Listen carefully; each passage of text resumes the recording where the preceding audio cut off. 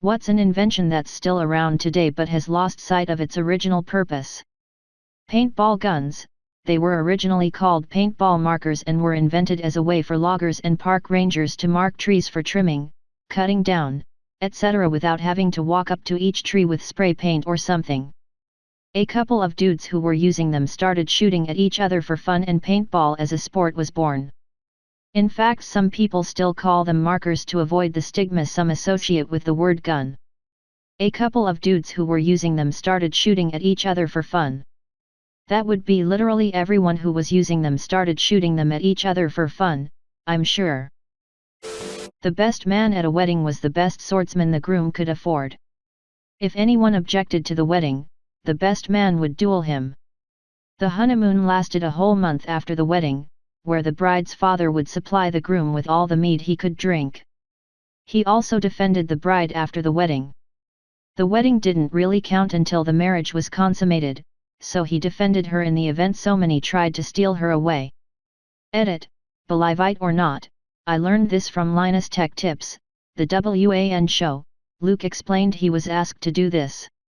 Also, because someone pointed out context matters, he defended her from so many who wanted to steal her from the groom and consummate the marriage before the groom had a chance to. Slinky was originally meant to be used as springs inside sensitive boat devices. Mechanical engineer Richard James invented the slinky by accident. In 1943, he was working to devise springs that could keep sensitive ship equipment steady at sea. After accidentally knocking some samples off a shelf, he watched in amazement as they gracefully walked down instead of falling. Along with his wife Betty, James developed a plan to turn his invention into the next big novelty toy. Source: National Toy Hall of Fame. Kleenex. Its original purpose was to act as insulation in gas masks during World War I. After the war, its parent company advertised it as a way to remove makeup. Edit, added context for when this happened. Edit, fixed my grammar, you savages. From Wikipedia. Aspartame. Aspartame was discovered in 1965 by James M. Schlatter, a chemist working for G.D. Searle and Company. Schlatter had synthesized aspartame as an intermediate step in generating a tetrapeptide of the hormone gastrin, for use in assessing an anti-ulcer drug candidate. 53 He discovered its sweet taste when he licked his finger, which had become contaminated with aspartame, to lift up a piece of paper. Taran Atarazgaran participated in the development of aspartame as an artificial sweetener. This mad lad is licking his fingers in a chemistry lab, SMH. In chemistry lab in college we had to figure out what an unknown chemical substance was by doing a bunch of tests and comparing the results to 6 known substances, do the same tests on all 7 and compare results.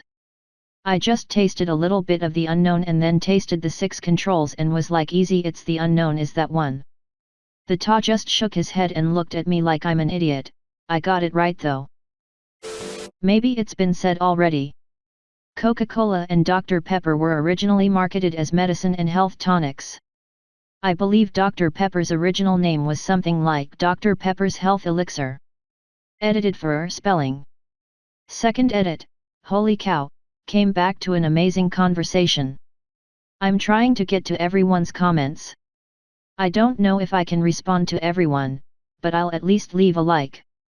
Iron Brew, a Scottish soft drink popular in the UK, was originally marketed as a health tonic because of the large amount of iron in the drink.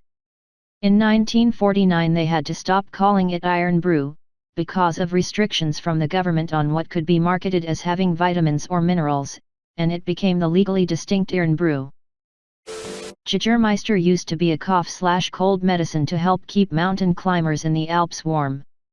To be fair, it still can keep you warm and it still tastes like cough/cold medicine. Jaeger is a big one here. It is actually a Krauter liquor, a kind of bitter alcoholic drink used to aid digestion in small quantities, and used to be seen as a drink for old people until a huge remarketing campaign. Now it's what college students get wasted off of. Melisengist has been the bane of many old women's liver. What do you mean? Granny died cirrhosis. She never drank alcohol. And she always drank a glass of Melisengist for her health. Yet, hate to break it to you, but Melisengist has about 79% alcohol. She might not have realized it, but she was an alcoholic. Superglue, I think it was originally an instant suture in med kits for soldiers in Vietnam. Edit, holy cow y'all, thanks for the silver, my first ever, the comments, and the further explanation of what superglue was supposed to be. I based my guess on the hard hat guy swinging from the I-beam commercial. Cyanoacrylate, active ingredient in superglue, is still used as medical glue. You can buy the medical grade stuff on Amazon. Edit, since this is getting so much attention, I feel obligated to post a PSA reminding everyone to thoroughly clean and disinfect your wounds before gluing them shut. EDIT2, thanks for the gold. It varied by time and place, but mostly rags. We get the expression being on the rag because, well, women in the 19th century used to do a lot of sewing, and leftover rags or old clothes would get used for cleaning, and the softer ones would be used to soak up menstruation. Around the end of the century, companies started selling cloth pads. The Catex ones I mentioned were revolutionary because they were meant to be disposable rather than washed and reused. Go back further, A&D. We don't really know. Women didn't do a lot of writing. There isn't a lot of writing by women that has survived, and men didn't care to mention it much other than demands for ritual bathing or herbs to keep the smell away. It's likely they did the same, but that's just an educated guess.